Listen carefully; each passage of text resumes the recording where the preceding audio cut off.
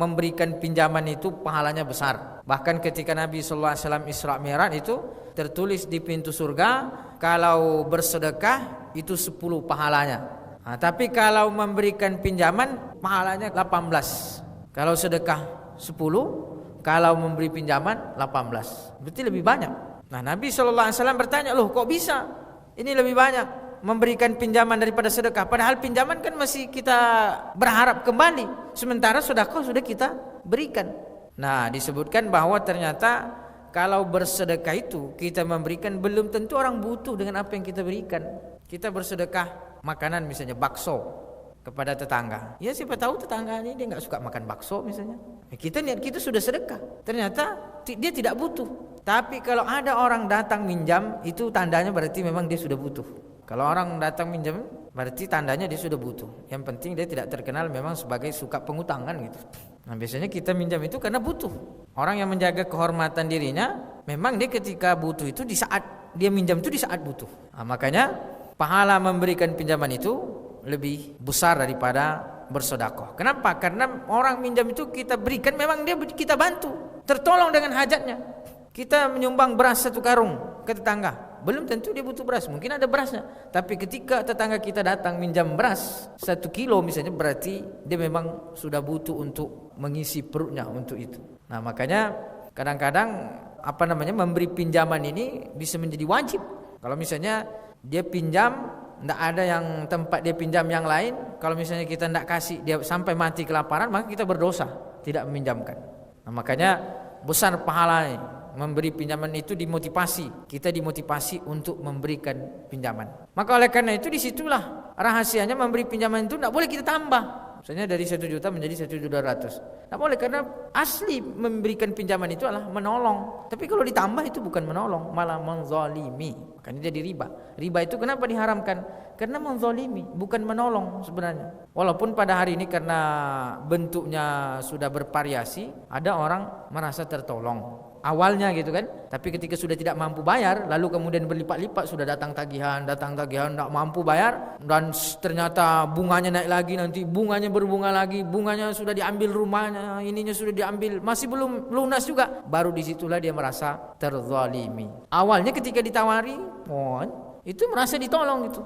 Ketika ditawari, apalagi hari ini, subhanallah, hari ini tuh setiap hari masuk ke SMS kita, itu bisa dilihat. Ini masuk, silakan tanpa syarat, kan? Tanpa syarat, cair tanpa syarat, coba. Bunganya kecil, 3% coba. Bahkan tidak perlu yang kita ke kantornya, dia datang sendiri, diantarkan. Jadi hari ini tuh riba itu diantarkan ke rumah kita, datang. SMS kan tiap hari masuk tuh. Kita pun tidak tahu juga ini nomor kita dapat dari mana, nomor kita ini kok bisa SMS tiap hari masuk. Dan itu beda-beda nomor masuk. Silakan kalau butuh tanpa syarat, bunganya kecil. Tapi di situ ada mengandung daripada dosa besar. Nah, di sini pentingnya kita memahami qard ini, hutang piutang ini bisa bernilai pahala, tapi di sisi lain bisa bernilai dosa besar. Maka jangan sampai kita salah dalam menggunakan qard, hutang piutang. In tuqridullaha qardan hasanan yudha'ifu lakum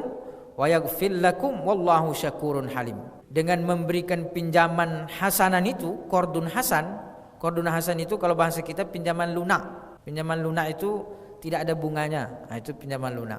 Kenapa disebut lunak? Ya mungkin lunak hati yang memberi pinjaman itu. Tidak mau dia keuntungan duniawi, pinginnya hanya keuntungan dari Allah Subhanahu wa taala. Makanya in tuqridullaha qardan hasanan, jika engkau memberikan pinjaman qardan hasan, yudha'ifu lakum, maka Allah yang melipat gandakan. Nah, makanya akad qard ini bukan sebagai instrumen komersil. Itu yang perlu kita pahami, bahwa akad hutang piutang ini bukan sebagai alat untuk dijadikan sebagai komersil. Kesalahan bisnis atau perdagangan pada hari ini dijadikannya akad qard ini untuk menambah keuntungan. Pinjamkan orang tambah, pinjamkan orang tambah, pinjamkan orang tambah. Nah, itu kesalahan besar. Apa yang terjadi? Ya itu jadinya orang-orang yang punya uang banyak, pemodal, ya duduk-duduk di rumah uangnya terus masuk, karena dia tinggal bagi-bagi saja. Orang nyetor, pasti nyetor, terus pokoknya setor, bunganya setor terus. Begitulah kapitalisme. Sistem kapitalis itu sebenarnya sistem kapitalisme. Jadi pemodal itu betul-betul jadi raja gitu. Karena pemodal itu ketika dia punya uang tidak ada risiko kerugian. Ketika dia pinjamkan orang udah pasti untung, karena pasti ada bunga. Padahal kita berusaha di dalam Islam ini pasti ada namanya risiko kerugian. Makanya disitulah adilnya bagi hasil tadi. Karena kalau bagi hasil ada yang dibagi. Kalau tidak ada hasil, tidak ada yang dibagi. Kalau hasilnya rugi, ruginya yang dibagi. Berbeda dengan hutang. Kalau berbunga, ya mau yang kerja itu mau rugi, mau untung, pokoknya dia harus tetap bayar bunga. Wa yaghfir lakum, dan tidak hanya Allah lipat gandakan, Allah mengampunkan dosa-dosa yang berlalu. Jadi ternyata yang bisa mengampunkan dosa itu bukan hanya istighfar, bukan hanya taubat, tapi memberikan pinjaman kepada orang itu diampunkan dosanya oleh Allah. Berarti kalau dia memberikan pinjaman, selama dia memberikan pinjaman itu dosa-dosanya diampunkan. Makanya kalau memberikan pinjaman kepada orang selagi belum butuh jangan sering-sering diminta gitu kan. Biarkan dia sebagai pengampunan dosa gitu kan. Tapi kalau kita butuh ya kita mintalah. Kalau orang yang tidak mengasih ya kita paksa-paksa terus gitu kan. Kita pula yang kesal kalau dia pura-pura lupa gitu kan. Tapi ini kan motivasi. Ini sekarang ini kita berbicara tentang motivasi menolong.